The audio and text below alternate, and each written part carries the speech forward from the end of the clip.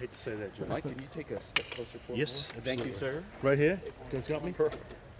We were going to put tape down. Okay. So what did you learn about this team after one weekend down in Arizona?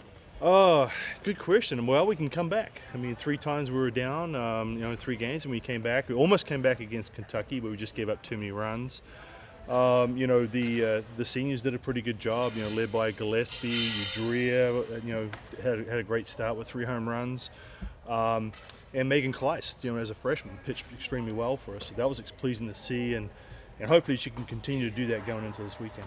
They can battle back, but are you okay with them battling back 3 times down in one stretch of games? I'd rather not come back. I'd always like to be ahead, but sometimes you just need to see what you got out there. And of course, Hawkins didn't have her best weekend, but I like the way she finished off the weekend. She came back pretty strong against Northwestern in the second half of the game, and then of course against Boston College, she threw pretty much a one-hitter that game. So hopefully we've got something to build on going into this weekend against a very, very good team. Has she shown you if she can sort of keep her emotions maybe a little more in check? As she said, that's something she wanted to work on. I think so. Definitely out there on the mound, she was better, but still, it's what she's saying to herself a little bit. I think we need to work on. Sometimes her confidence isn't what it really should be, considering her success, and we continue to work on it. It's not easy, sometimes when you don't have that, the start that you want. I think she was frustrated, but again, I like the way she finished off.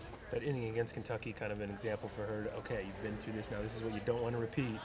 Now get to working on it. Well, exactly. I mean, she comes out and the first 2 innings, she's just throwing bullets. And striking people out. They made them look, silly in some respects, and then had a tough at bat against the pitcher. And she hit a home run, and that's going to happen. You're challenging with rise balls. She hit a home run, and then we had 4 straight pitches for a walk, and that's when the wheels started to fall off a little bit. And then another long at bat. So.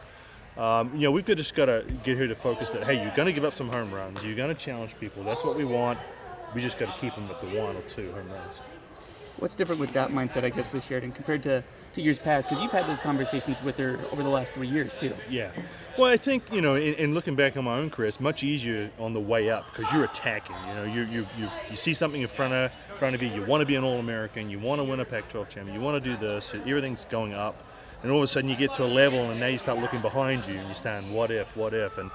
And so that's just part of that growing, I think. And again, these student athletes, they only have 4 years to try and get about. Well, I've been lucky to have 20 years to do. So it is a continuing process of trying to get them to have the right mindset and to be able to bounce back from adversity. How much can playing a top 10 team in the Deep South help you guys down the road? We're going to find out. I mean, it's a tough environment. We haven't really been on the road in that kind of environment for a while. Austin's probably against Florida, maybe Missouri.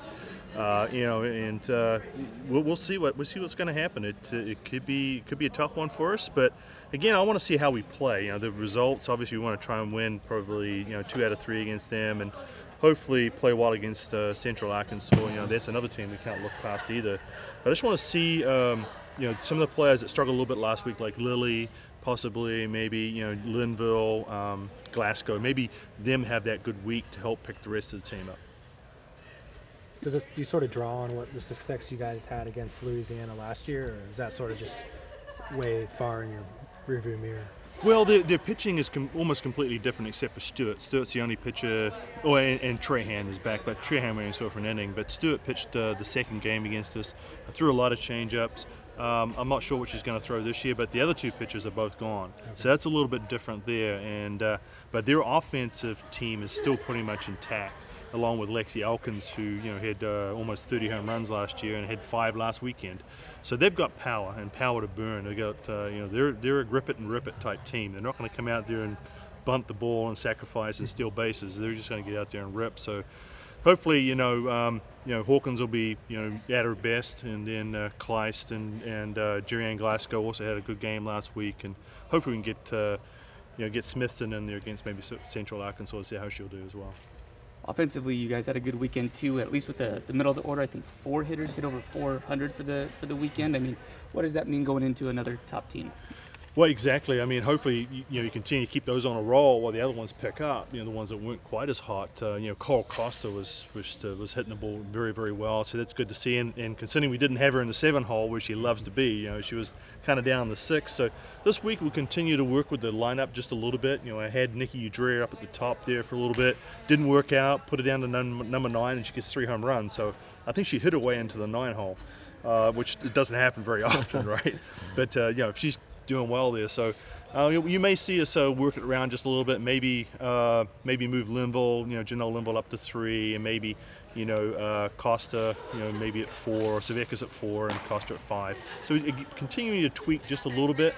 Maybe try and get some of the freshmen in, like Maddie Bishop, April Utek, some at bats to see how they're going to do in that kind of environment.